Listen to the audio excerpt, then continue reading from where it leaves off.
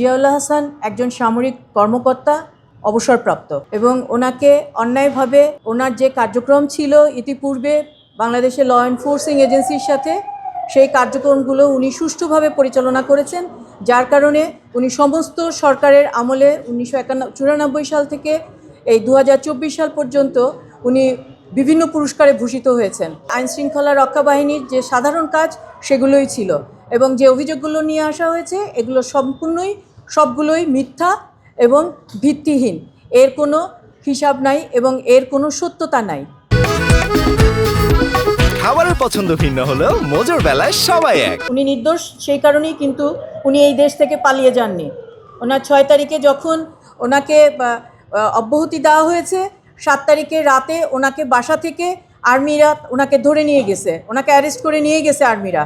তখন তার নামে কোনো মামলা ছিল না এবং 16 তারিখে ওনাকে আবার ম্যাজিস্ট্রেট আদালতে ওনাকে উপস্থাপন করা হয়েছে এবং এই বিষয়ে 17ই জুলাইয়ে আপনারা একটা 17ই আগস্টের 24-এর আপনারা একটা রিপোর্ট দেখবেন, প্রথম আলোতে আসছে।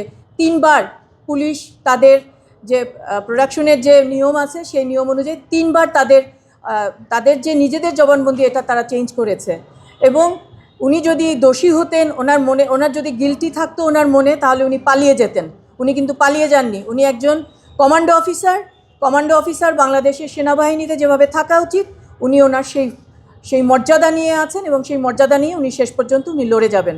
উনি কারো হুমকিতে ভয় পান না এবং উনি ওনার যে কাজের যে ইতিপূর্বে যে উনি কাজ করেছেন নিশ্চয়ই সেই কাজের মূল্যায়ন ভবিষ্যতে হবে।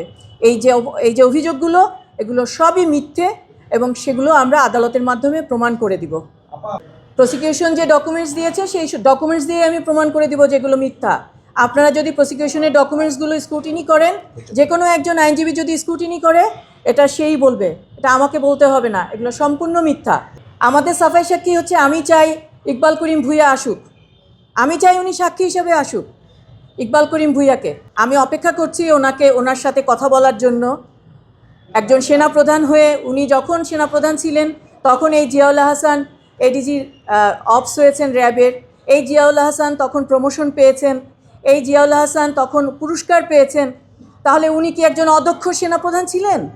উনি তো ওনার অফিসার। এই যে প্রমোশনগুলো হয় আর্মিদের, জেনারেলদের সম্মিলিত মিটিংয়ের মাধ্যমে এই প্রমোশনগুলো হয়। একজন কিন্তু কাউকে প্রমোশন থেকে বঞ্চিতও করতে পারে না, প্রমোশন দিতেও পারে না। একজন সৈনিককে কখনো ল্যান্স কর্পোরাল করার কোনো ক্ষমতাও কিন্তু একজন সেনাপ্রধানের থাকে না। যোগ্যতা দিয়ে আর্মির একটা সিস্টেম আছে, তাদের একটা ট্রেস মার্ক আছে, যোগ্যতা দিয়ে তারা কিন্তু প্রমোশন পায়।